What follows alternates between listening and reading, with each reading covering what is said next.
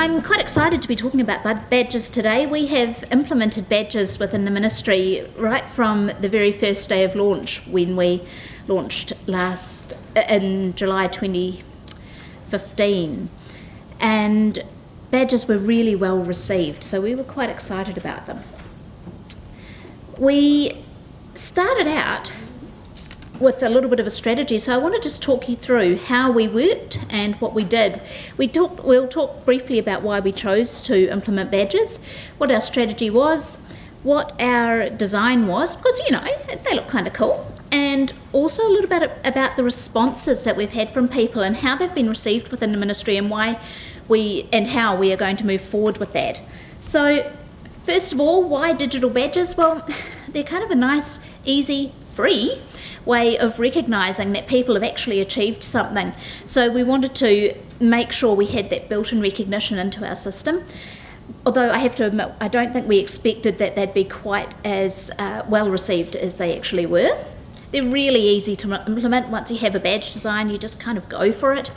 And for those of you who came along to the Justice Show and Tell yesterday, I mentioned there we're actually using our badges as a bit of a tracking tool, because it's a really nice way of seeing at a glance how many people have actually taken up some of your courses, particularly around some of our compliance things. So we're using them not just as a reward, but also as a way of tracking and seeing who's doing what out there. And it's nice, quick and easy to do that. So we have a little bit of a strategy. We started out being a little bit tough with our badges. We wanted them to have a perceived value for people. We didn't want to just give a badge just because you've done a course, because, we wanted people to feel they had to work for these things. And so when we started out, we were a little bit restrictive with them. We only applied badges to those courses that people had to really work to complete. So we have a couple of blended courses for our court takers and registrars' powers, and for those courses you have to do some pre-work, you have to do some discussions with your manager, then you do the e-learning, then you do the workshop, and finally you do some post-course assessments with your manager verifying that you actually have the skills. And once you've done that, you'll get your court taker's badge or your registrar's powers badge. And so we thought, yeah, that's working really well. And technically, it does work really well. Although we do find we need to do a little bit of work around getting people over that last hurdle. Because once they've done the workshop, they often think that's it and they're done. And they forget about that little bit of manager verification at the end. However, people got really excited about the badges.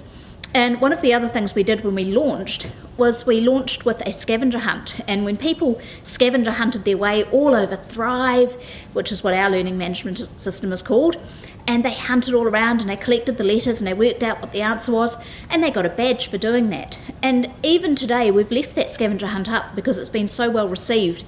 And for our new people learning their way around Thrive, it's been a really invaluable tool. So that badge is still actually being given out and well received today.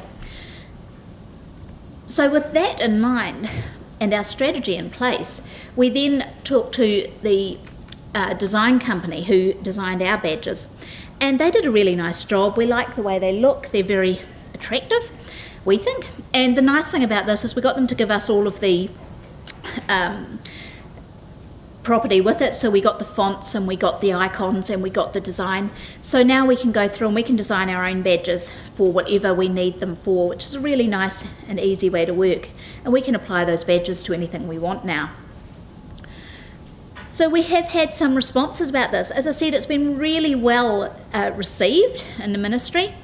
And we've actually gotten a little bit more excited in recent times. We've put badges on all of our compliance courses, and we're using that as a way of tracking to how many people in the ministry have actually completed various compliance courses. And you can see here that we've got a fraud and corruption badge and a health and safety badge, and we've got many hundreds of people who've completed them, which is nice to see because we have many hundreds of people in the ministry. And along with that, we're also getting constant requests when new projects come through. One of the first things we're thinking about is, do we want to put a badge on this? And so for anything new that's coming through that's particularly big and is going to have a bit of impact, we'll be creating badges for those as well. So we'll be adding to our badge library over time.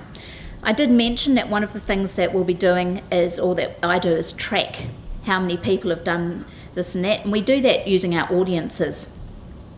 So we can also, I'll just snip back, sorry, using our audience. So for those of you who saw yesterday, and I'm happy to show anyone else who's interested, we can actually create audiences that tell us how many people have done the course, and then we calculate that against how many people have actually got the badge from a particular audience program. So we've got some really nice, quick and easy, at-a-glance ways of seeing exactly how many people in our induction program have completed these compliance courses, or whichever course we're looking at, and how many people in the ministry in general, not necessarily in the induction programs, have completed. So we can actually play around a little bit with the badges and our audiences to give us exactly what we're looking for in terms of an at-a-glance report on who's done what. So we've played around a little with that, and we're happy to go into more detail for anyone who's interested. We're also using our badges so that managers can see and so that learners can see exactly where they are. So when you log in as a learner, you can see on your right-hand panel instantly that you've got, for example, all of your compliance badges, or all of the badges that you might have tried for.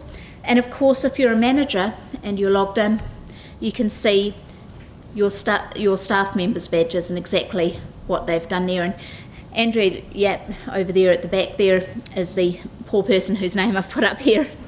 But I'm very, very proud to say that at least she has done all of the compliance courses, and I can hold my head high as a manager.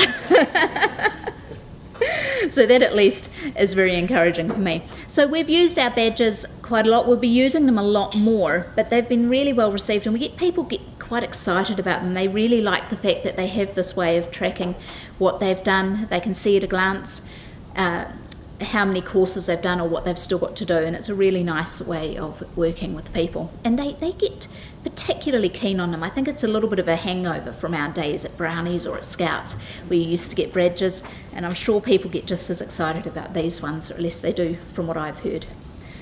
So that's badges from the ministry. I hope you've enjoyed it.